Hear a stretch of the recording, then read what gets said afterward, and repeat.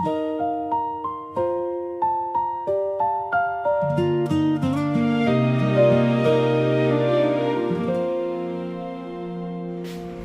ada HRV S, pasang sport pedal, pasang rear view auto dim.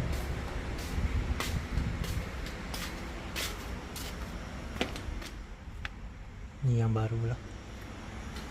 Ok, lagi dia pasang door visor. Lepas tu ni cermin biru China punya. Ok, dah siap modulo door visor, siap paku semua, siap primer semua, cermin biru belakang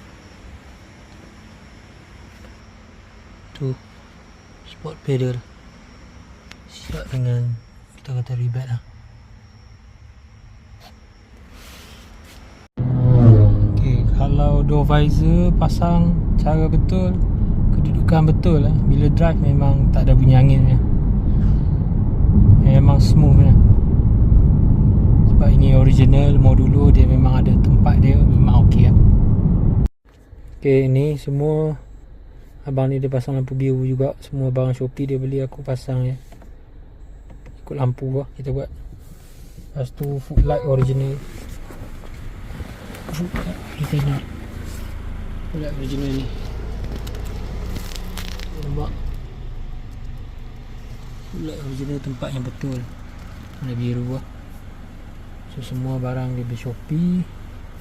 Footlight, sport pedal, lampu ni,